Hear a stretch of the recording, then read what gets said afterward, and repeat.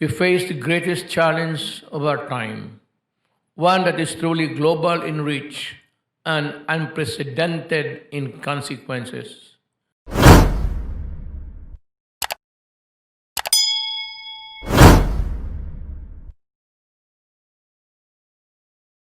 No country, big or small, rich or poor, has been spared by the COVID 19 pandemic. For the first time, all of humanity feared the exact same invisible menace. Not even the Second World War had its most sweeping effect. Our urgent common response was to close down borders and impose limits to mobility and trade. The repercussions, as we are seeing now, are grim and far reaching. We have economies in recession, institutions in crisis, and societies in a state of uncertainty. As insecurity rises, the fear of the other and the unknown heightens. This brings out man's darkest tendencies to look inward and go it alone. But the path of recovery requires more openness, deeper solidarity, and stronger cooperation among nations. I thank His Majesty King Abdullah II for this timely Aqaba process meeting. With this initiative, Jordan chooses partnership over self-defeating isolation. And so do all of us joining today. Excellencies, even if we are navigating ourselves out of the pandemic, the Philippines continues to confront security threats. Indeed, COVID-19 has not quarantined terrorists. Local terrorist groups such as the Abu Sayyaf, the Bangsamoro Islamic Freedom Fighters, and the New People's Army of the Communist Party of the Philippines have been emboldened. They exploit the situation to serve their nefarious activities. But let us be clear about this. Religion has nothing to do with terrorism. All faiths, Islam included, teach us to love, not hate, to build peace, not destroy, and to celebrate our common humanity and not trample on it with senseless and ruthless violence. Now more than ever, our resolve is stronger. We will not let up in our fight against terrorism, and we will not allow COVID-19 to bring our people to their knees. Admittedly, we face monumental challenges under present circumstances. The fact before us is clear. We will enhance cooperation with the ASEAN, the United Nations, and international partners like Jordan. I take this opportunity to express my sincerest gratitude to His Majesty for the generous assistance that will help us enhance our Air Force's capacity to combat security threats and including terrorism. Narrowing deep-seated inequalities was challenging in times of economic growth. It is more so now when the global economy, ours included, has slumped. Resources are shrinking and the inequities are worsening. Reviving the economy is therefore vital. Economic self-sufficiency may seem a logical response to the supply chain disruption we saw at the start of the pandemic. It may sound rational to those who perceive themselves to be on the losing end of globalization. But economic independence is not the answer. It is a mirage. It seems like a real solution, but it is in fact an impossible proposition. The key to shared prosperity is the free movement of goods, capital, and services, complemented with appropriate social safety nets. This is why we in the ASEAN are drawing up a comprehensive recovery plan anchored on strengthening economic cooperation and supply chain connectivity. We will build on existing platforms to ensure unimpeded trade in the region.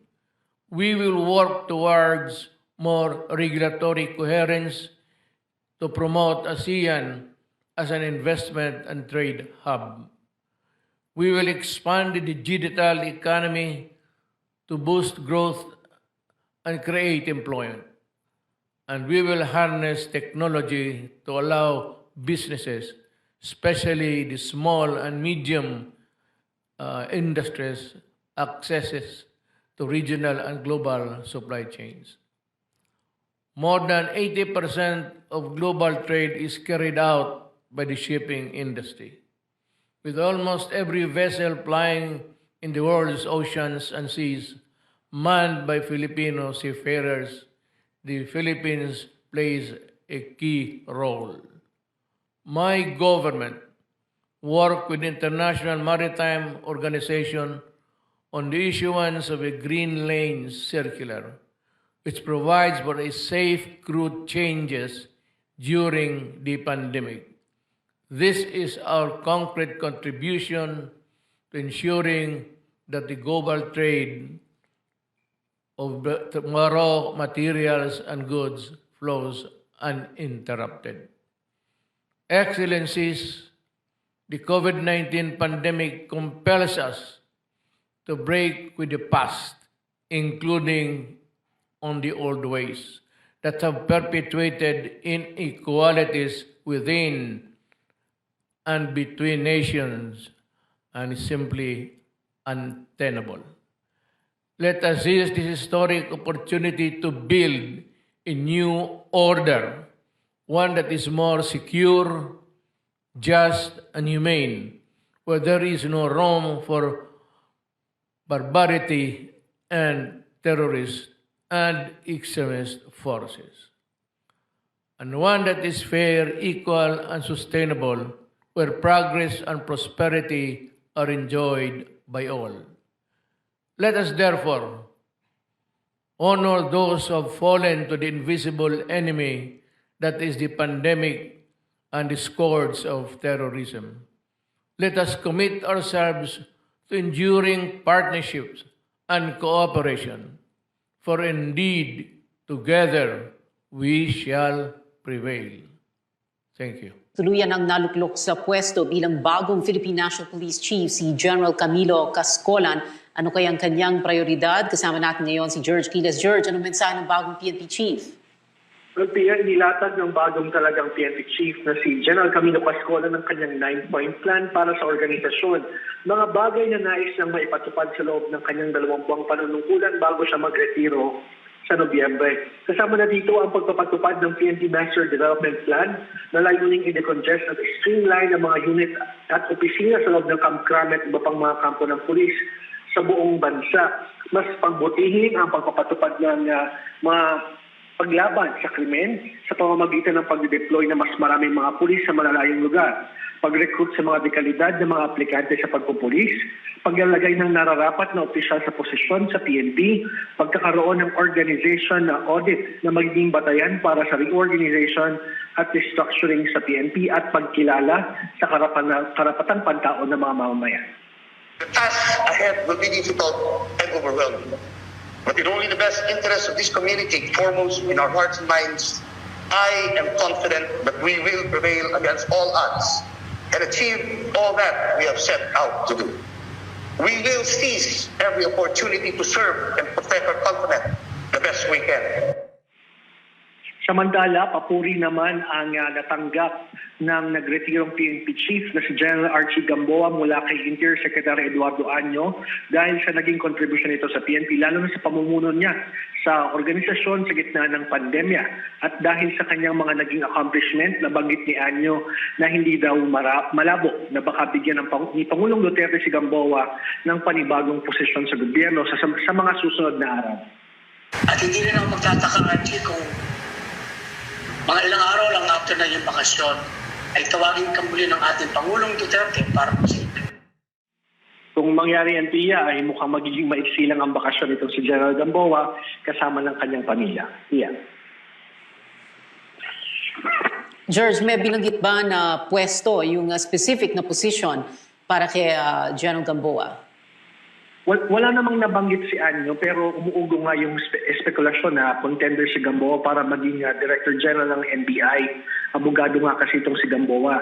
At nung isang araw, natanong natin siya tungkol dito pero tumanggi siya magkomento at iwan na lang daw natin ang pagpapasya sa Pangulo.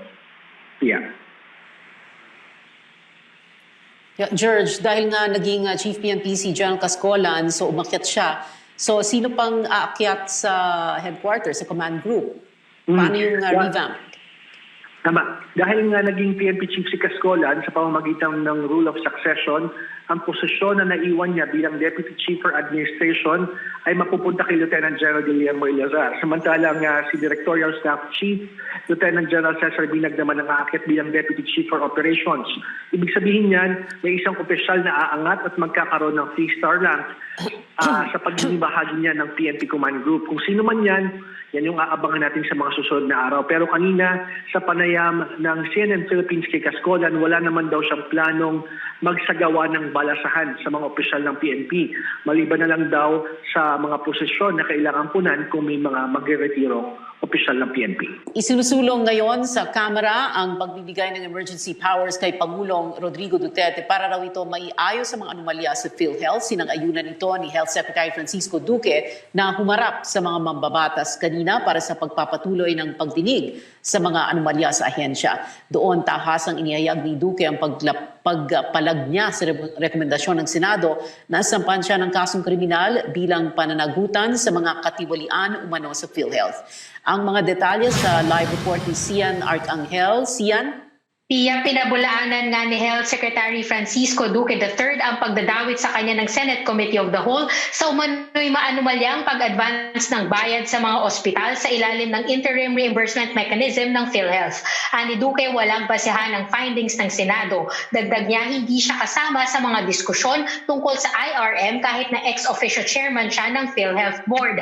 Hindi rin daw niya natutukan ang implementasyon nito dahil abala siya sa pagharap sa pandemya. Nauna nang inirekomenda ng Senado ang pagsasampa ng draft at iba pang kaso kay Duque dahil sa IRM.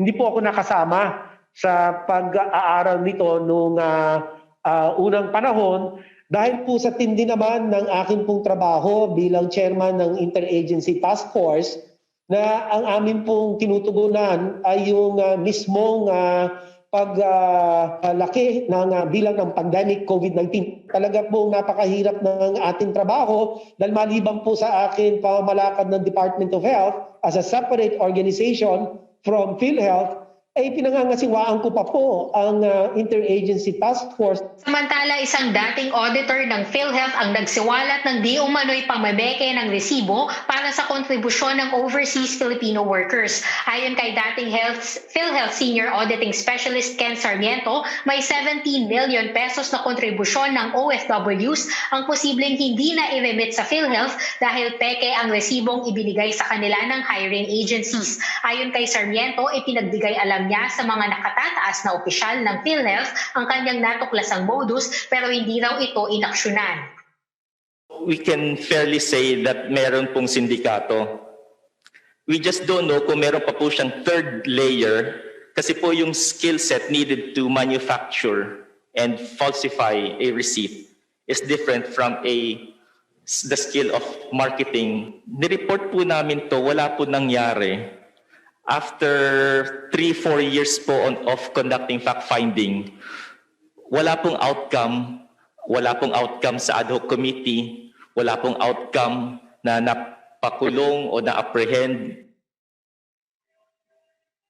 Tinapos na nga ng House Committee on Public Accounts at Good Government and Public Accountability ang investigasyon nito sa Philhealth.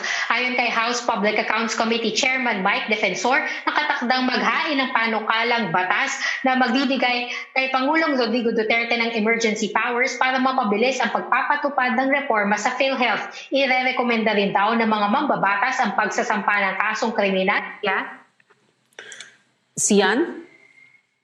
Yes, Pia? Alright, Sian, sabi nga ni Duque na hindi raw siya sangkot sa anomalya sa IRM. Pero anong sinabi niya tungkol sa pag-advance ng bayad sa mga dialysis centers at maternity clinics?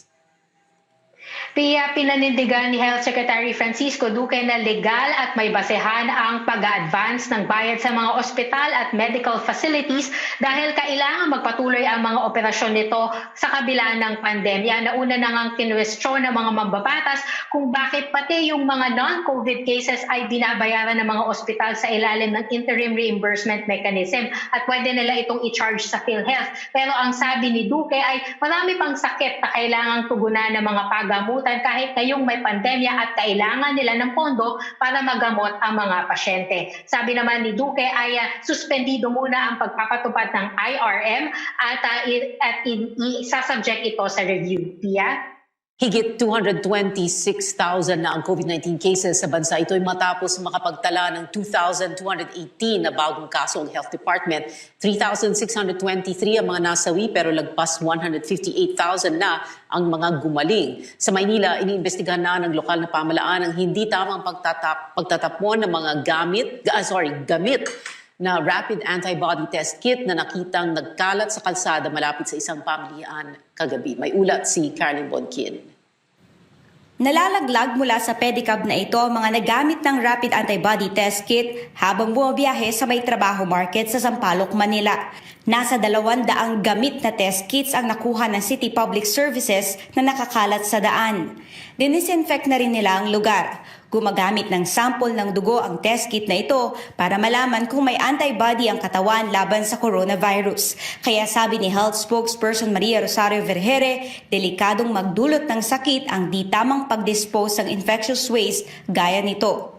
Ito po ay maaring makapanghawa at maaring makapag-cause ng harm sa mga tao, no? Katulad niya, nalaglag doon sa kalye o kaya ay baka hinahawakan lang po ng mga nagkokolekta na wala silang gloves, no? And they can easily get infections or be harmed, no? Dito po sa mga practice na ito.